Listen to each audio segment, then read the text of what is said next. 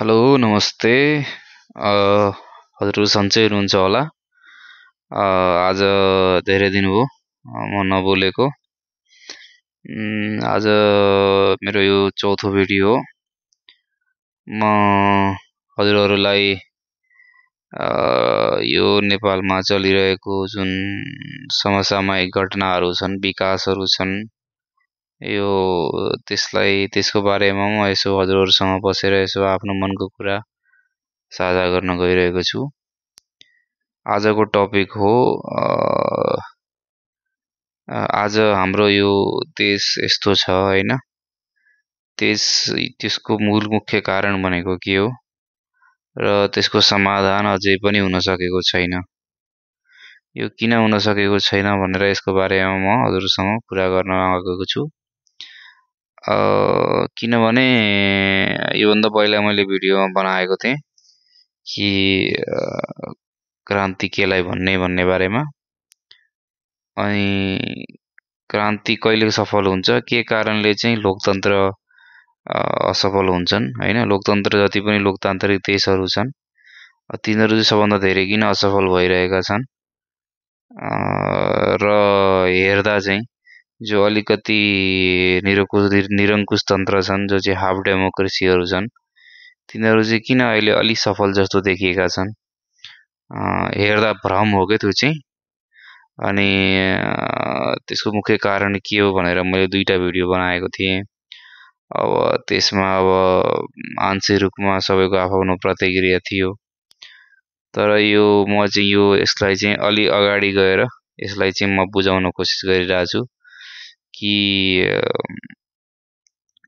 किन चाहिँ लोकतन्त्र चाहिँ के कारण हो, मुख्य कारण चाहिँ जो जहिले पनि असफल हुनु कारण त्यसले के कारण हो, मुख्य त्यसको केन्द्रमा चाहिँ के छ भनेर म आज यसको बारेमा सल्लाह गर्न हजुरसँग साझा गर्न गइरहेको छु मेरो विचार। त्यसमा मुख्य कारण भनेको चाहिँ हाम्रो देशको सबभन्दा ठुलो एकदम लोकप्रिय भाष्य भनेको चाहिँ मैले गरेको होइन, यो कुनै विदेशीले गरिदिएको, या यो हाम्रो जनतासँग मात्रै सीमित छैन, यो नेतासँग पनि यही सीमित छ। जबसम्म आफ्नो नेता आफ्नो गद्दीमा हुन्छ तबसम्म उसले भन्छ यो सबै राम्रो काम मैले गरेको। जब उसँग केही नराम्रो घटना हुन्छ त्यसले भनिदिन्छ बाहिरी मान्छेले गरिदियो भनेर। तर एक्चुअलीमा भन्ने हो भने यस्तो सबैले यस्तो भन्न किन सजिलो हुन्छ भन्दाखेरि हामीभित्र केही कमजोरी छ होइन, मसँग केही गलत संस्कारहरू छन्, मैले आफूलाई केही सुधार्नुपर्छ भन्ने आफूलाई हेर्नुपर्ने हुन्छ, आफ्नो कमजोरीहरूलाई सुधार्नुपर्ने हुन्छ होइन। तर आफ्नो कमजोरीलाई सुधार्नुभन्दा बाहिरको मान्छेले गरिदियो होइन, मैले आफ्नो सुरक्षा आफै गर्न नसकेको कारणले होइन, बाहिरको अरू कसैको मान्छेले गर्दा यो म बिग्रेँ भन्ने खालको यो एउटा आफ्नो बुझाइको कमीको कारणले भएको, त्यसरी बुझ्न सकिन्छ।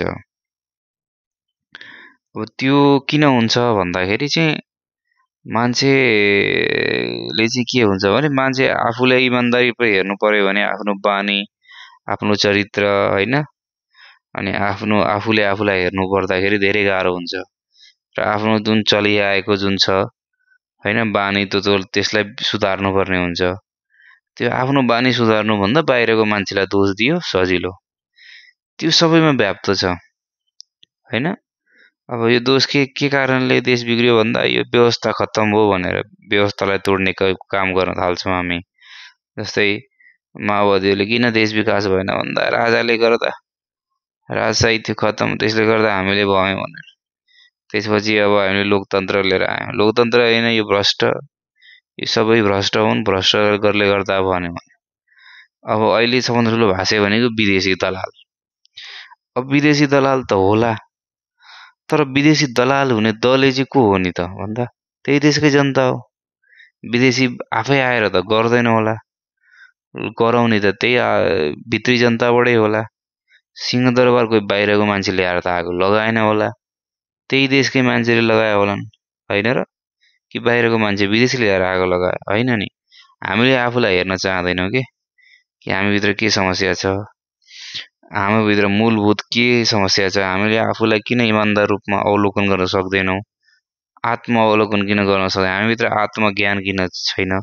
आत्मज्ञान भनेको मेरो मेरो अस्तित्व के हो, म के हुँ, मेरो एक्चुअली मेरो हकीकत के हो, मेरो सच्चाइ के हो भनेर आफूलाई हेर्ने जुन जबसम्म त्यो बानी हामीमा बसाल्दैनौँ नि, तबसम्म जतिसुकै ठुलो तोडफोड भए पनि त्यो कहिले पनि सुधार हुँदैन।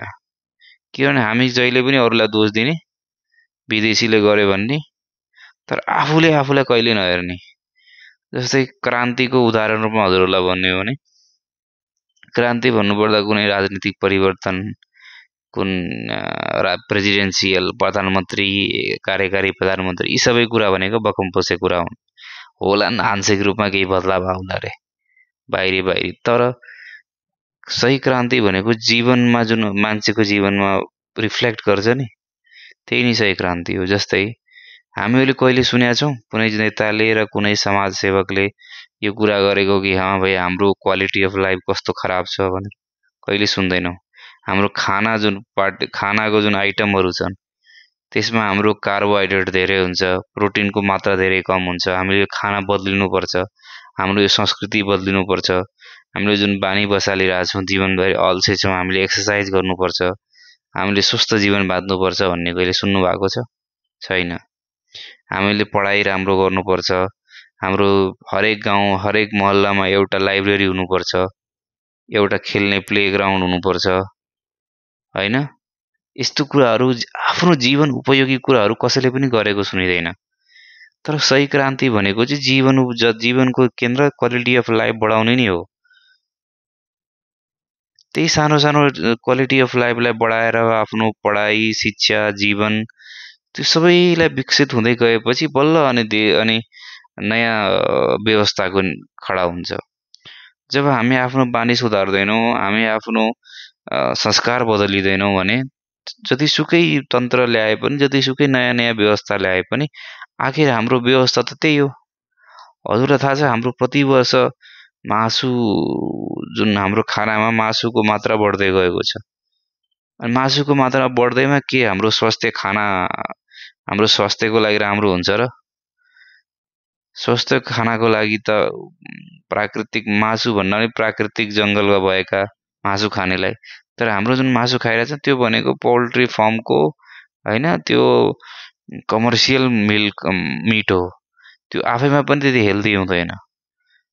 जस्तै तपाईँ अर्को एउटा कुरा भन्नुपर्दा हाम्रो गाउँतिर जानुभयो भने घरमा झुपडी हुन्छ है, सानो छाप्रो हुन्छ, घर पनि त्यति राम्रो हुँदैन, उनीहरूसँग महँगो बाइक हुन्छ, तर गाउँमा बजारमा गएर सब्जी किन्नु पर्यो भने, आफ्नो खाने चिज किन्नु पर्यो भने उनीहरूले यति लो क्वालिटीको खाना खाइरहेको हुन्छ। अनि शिक्षामा पनि त्यस्तै हुन्छ, किताब कपी किन्नलाई बच्चालाई एकदम कन्जुसी गरिरहेको हुन्छन्, तर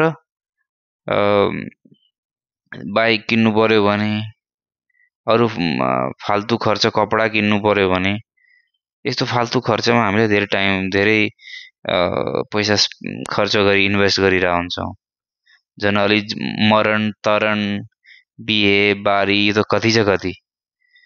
यो सबै हाम्रो जो संस्कार छ त्यसलाई चाहिँ कसरी क्वालिटी अफ लाइफ कसरी बढाउने भन्ने बारेमा जसले कुरा गर्दैन त्यसले चाहिँ पुरै यो देशलाई कहिले पनि, किनभने नयाँ व्यवस्था खडा हुँदैन के जबसम्म मान्छेको चेतना विकास हुँदैन उसले नयाँ व्यवस्था खडा हुँदैन। पुरानो व्यवस्था चलिरह्यो भने पुरानै व्यवस्था जुन टाउको जतिसुकै मुकुण्ड फेरे पनि पुरानो व्यवस्था त्यही रहन्छ। त्यही पुरानो व्यवस्थाले नयाँ रिजल्ट ल्याउन सक्दैन। त्यसैले हरेक कुरामा आमूल परिवर्तन ल्याउनु जरुरी छ, खानामा, पढाइमा, संस्कारमा, त्यो पनि समय अनुसारको वैज्ञानिक आधारमा आफूले परिवर्तन आउनुपर्छ। त्यसपछि सबभन्दा तेस्रो र खतरनाक पाटो भनेको चाहिँ हाम्रो नागरिक समाज। नागरिक समाजको के काम रह्यो भन्दाखेरि चाहिँ जनतामा तिमीमा यो कमजोरी छ, जनता तिमीहरूले चाहिँ गलत बाटो नहिँड, तिमीहरूको यो आमूल परिवर्तन तिमीहरूमा जरुरी छ भनेर चाहे राजनीतिक विश्लेषक होस्, चाहे सेलिब्रिटीहरू हुन्, तिनीहरूले कहिले पनि जनता तिमीहरूको गडबडी छ है, तिमीहरूले आफ्नो जीवनमा केही परिवर्तन गर भनेर उनीहरूले कहिले पनि उनीहरूको आइना बनेर दर्पण बनेर कहिले काम गरेको हुँदैन। उनीहरूलाई लोकप्रिय हुनु छ। लोकप्रियतावादले उनीहरूको रोजीरोटी उनीहरूको त धन्दै चलिरहेछ पुरा दिन। हर हप्तामा 3-4वटा भिडियो बनायो, यो नेताले यस्तो गर्यो भन्यो, ऊ नेताले त्यस्तो गर्यो भन्यो। तर त्यो नेताले आज यो हालतमा कसले पुर्यायो? को कर्मचारी तन्त्र? त्यो नेता भनेको त अनपढ हुन्छ। त्यो नेतालाई यस्तो सिकाउने को हो भन्दा त्यही कर्मचारी तन्त्र, त्यही हाम्रो समाज, जसले चाहिँ भन्छ कि भाइ धेरैभन्दा धेरै पैसा कमाऊ, भाइ कसरी हुन्छ बाहिरी कमाऊ कमाऊ। तिनीहरूले सिकायो, समाजले सिकायो नि नेतालाई। नेताले फटा बनायो, हामीले नै बनाएको नेतालाई चोर बनाएको। तर त्यो हामी स्वीकार्न तयार छैनौँ। हामी जीवनको मूलभूत कुरालाई हामी त्यो टपिकमा कुरा गर्नै चाहँदैनौँ। जबसम्म हामीले आफूलाई हेर्दैनौँ तबसम्म केही पनि कुरा हुँदैन। हामी लहलहैमा कहिले लाग्छ अमेरिकाले गर्यो भने अमेरिकालाई गाली दियो, कसैले चाहिँ भारतलाई गाली गर्छ, कसैले कसैलाई गाली गर्छ, सबै विदेशी दलाल भन्यो। तर आफै दल्लै भइरहेको र आफूले आफूलाई हेर्ने जुन बानी छ, त्यसले गर्दाखेरि चाहिँ जहिले पनि यसले गर्दा पता के हो, नेतालाई धेरै सजिलो भयो। नेताले नि त्यही कुरा सिक्यो, यहाँ त आफूले केही जिम्मेवारी लिनै पर्दैन, केही भयो भने विदेशले गरिदियो भनिदियो, सक्यो होइन। आफूमा के त सुधार ल्याउनु परेन।